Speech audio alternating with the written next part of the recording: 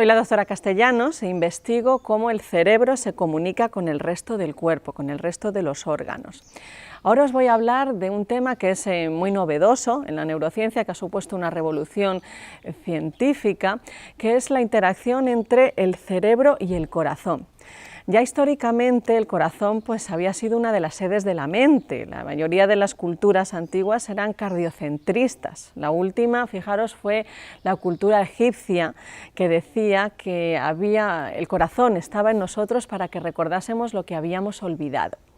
Otras palabras, por ejemplo, nos recuerdan esa importancia histórica que se le ha dado al corazón. Por ejemplo, recordar. Recordis, volver a pasar por el corazón. Tener coraje es tener un corazón fuerte. O sea que siempre históricamente el corazón había sido un elemento muy importante en nuestro cuerpo a nivel mental, era la sede de las emociones. Sin embargo, en los últimos 200, 300 años, en nuestra cultura más científica, que nace sobre todo de René Descartes, habíamos pasado a un mecanicismo donde el corazón, nuestro cuerpo, era una máquina muy compleja, pero al fin y al cabo era una máquina, estaba basada en mecanismos. Por eso en la ciencia siempre decimos, estudiamos los mecanismos de esto y de otro. Y en aquel momento el corazón pasó a ser prácticamente una bomba hidráulica, servía para transmitir la sangre, para limpiarla, llevarla a todas las partes del cuerpo. Y la sede de la mente, es decir, de los pensamientos y de las emociones, se situó en el cerebro. Y a partir de ahí surgen las neurociencias, sobre todo gracias a los descubrimientos de nuestro más célebre científico, que es Ramón y Cajal, que es el que descubre las neuronas. Y el corazón quedó relegado a esa parte. El corazón es una bomba que reparte la sangre por el cuerpo.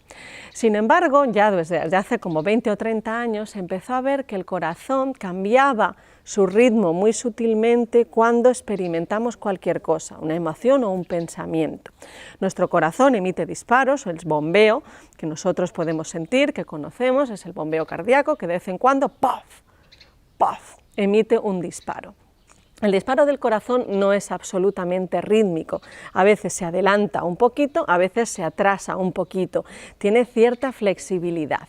A esa flexibilidad de nuestro corazón se le llama la variabilidad cardíaca.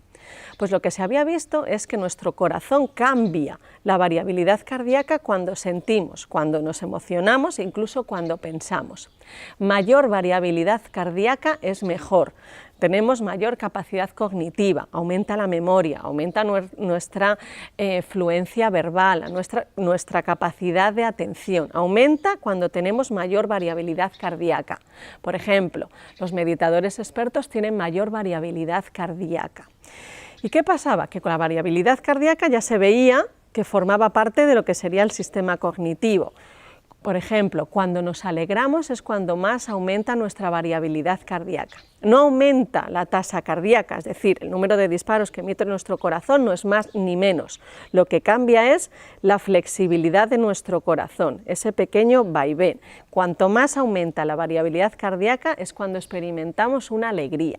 Y a más variabilidad cardíaca supone mayor inteligencia emocional y cognitiva. Sin embargo, en los últimos años, estoy hablando de prácticamente 4 o 5 años, se ha empezado a estudiar que la interacción directa entre el cerebro y el corazón. Es una interacción que está mediada a través del nervio vago, que comunica todo nuestro cuerpo con el cerebro, y es una interacción mediada por la electricidad.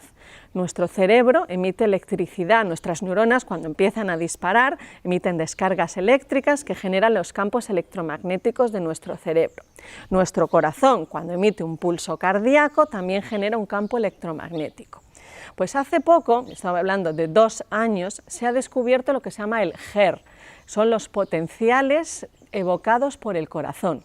Es decir, cómo nuestro cerebro, cómo la actividad de nuestras neuronas cambia cada vez que el corazón ha emitido un disparo. Es decir, nuestro corazón está disparando y si nuestro cerebro responde a los latidos del corazón, las neuronas, ¡bum!, después de un latido, aproximadamente unos 200 milisegundos después, las neuronas cambian su actividad. Y esto se llama GER, H-E-R, las respuestas del cerebro evocadas por el corazón.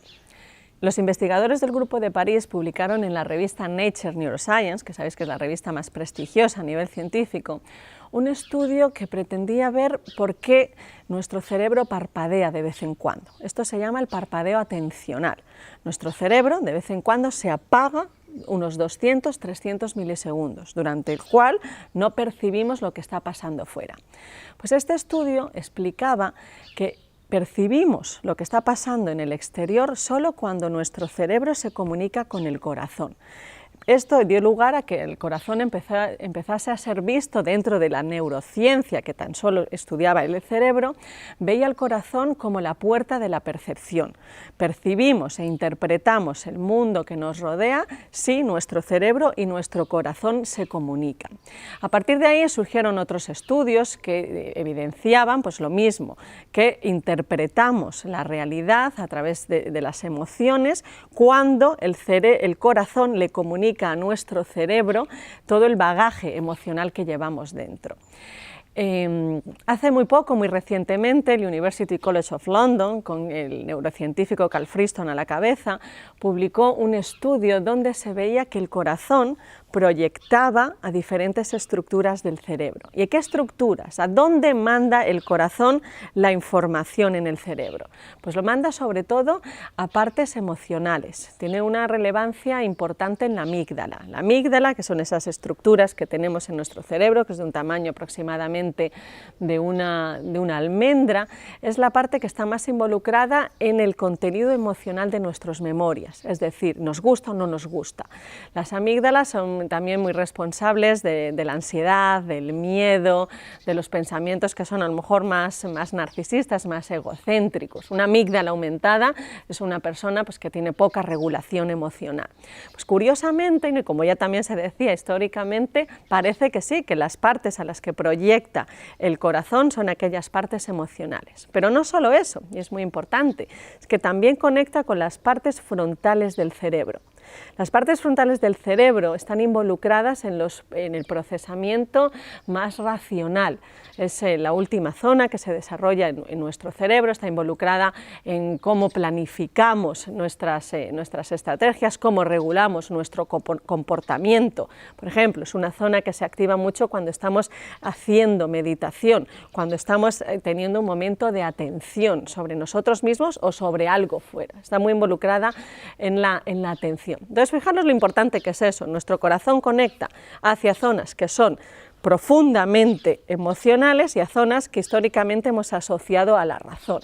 Entonces, ahí surgía una de las primeras preguntas, ¿no?, que ahora está en debate en la neurociencia, es que razón y emoción son tan diferentes, si están tan comunicadas y mediadas por el corazón, podemos hablar de que somos seres solo racionales o solo emocionales.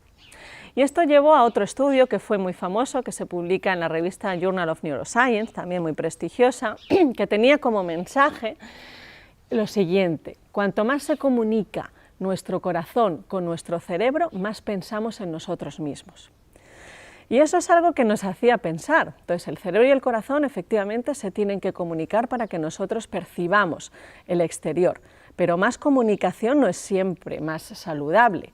Menos comunicación corazón-cerebro tampoco es saludable, porque hemos visto, por ejemplo, que en pacientes con enfermedad de Alzheimer o deterioro cognitivo se pierde la comunicación entre el corazón y el cerebro. Pero más comunicación cerebro-corazón nos hace ser personas que pensamos mucho desde la perspectiva personal, mucho desde el yo, desde nuestro ego. Y aquí acabamos con uno de los estudios que a mí me parece más bonitos, que se ha publicado recientemente en la revista Cerebral Cortex, que demostraba que meditadores muy expertos, esto se hizo en un monasterio tibetano al que llevaron pues, una serie de técnicas para medir simultáneamente el cerebro y el corazón, vieron que cuando estos monjes experimentados, estos monjes tibetanos empezaban a meditar, la relación entre el corazón y el cerebro disminuía. Fijaros qué interesante es eso. Y lo que hacía el corazón es que cada vez que el corazón bombeaba, disminuía la actividad cerebral. Es decir, que podríamos decir de este estudio que nuestro corazón intenta silenciar nuestro cerebro.